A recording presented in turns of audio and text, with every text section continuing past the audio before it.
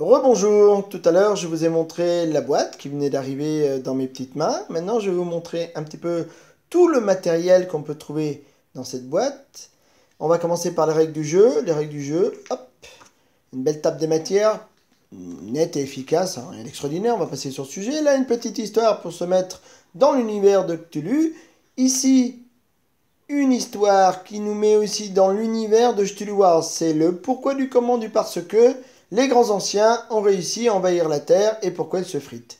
Et surtout pourquoi l'humanité s'est barrée, a disparu complètement de la surface de la Terre. Alors bien sûr, des règles nettes et précises avec tout en couleur, des flèches, des petits résumés sur le haut, des petites notes, enfin des petites choses sympas. Pas oublier, c'est un peu de la méritage. Donc pour le coup, vous avez intérêt de bien suivre les règles parce que il y a des petits détails qui ne sont pas évidents à la première lecture. Ensuite, la partie à 2, donc il se joue bien à 2. Et des conseils pour les joueurs, des mises en place épiques à 2 joueurs, là, et une petite chose que j'aime beaucoup moi, c'est ça. Ici, vous avez, à la fin du livret, un résumé de comment jouer chaque faction. Là, pour le coup, c'est le Grand Cthulhu. Donc, quand vous jouez la faction Cthulhu, lisez ça. Ça vous permettra de mieux jouer, sachant que chaque faction est différente et que chaque faction a une façon différente de jouer, donc il est intéressant de lire ce petit résumé. Là en face, c'est pour les autres joueurs, comment contrecarrer et coller des baffes à Cthulhu. Mais vous avez la même chose sur toutes les factions. Là pour le coup, c'est jouer le chaos rampant, Nyarlathotep, et comment lui coller des baffes plus facilement. Donc, je trouve que ça, c'est vachement bien pour se lancer pour une première partie. Chaque joueur aura un résumé. Je pense que je ferai des photocopies, puis je les donnerai aux joueurs pour leur donner la possibilité de se donner des petits indices et des façons de jouer un peu plus conséquentes. Là, vous avez les questions et les réponses, hein, d'un jeu comme celui-là, c'est obligatoire parce que c'est tellement de petits détails qu'à un moment donné, on s'y perd. Voilà, et puis on a des doutes aussi. Donc voilà pour la règle. Alors maintenant, je vais vous montrer la carte de faction. Ben, la carte de faction, je l'ai montré tout à l'heure. En haut, ici, vous avez la ligne de pouvoir pour lancer des sortilèges, pour lancer des apparitions de monstres, pour faire des déplacements, des choses comme ça. Ici, les coups, la valeur de combat. Ici, les effets spéciaux de chacun des personnages. Là, je les ai mis dessus, mais c'est le grimoire et les conditions du grimoire pour arriver à placer ensuite les sortilèges, pof, que l'on désira. Pour le coup, c'est ça qui est intéressant, c'est qu'en fonction de ce que l'on aura réussi, oula, j'arrive pas à le dire, que l'on aura réussi à réaliser les objectifs, on mettra le petit sortilège qui nous plaira dessus. Donc les stratégies aussi seront différentes en fonction des parties avec la même faction.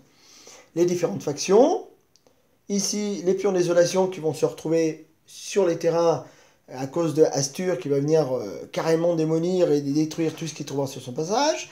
Ici, vous avez des jetons, ils appellent ça les signes des anciens cassés. Je ne connaissais pas. Bon, bah, je vais découvrir ça dans la règle. Encore les résumés des règles. La barre des rites qui seront des rituels qui seront faits en cours de partie. On va passer... Ah oui, ici, il y a les portails.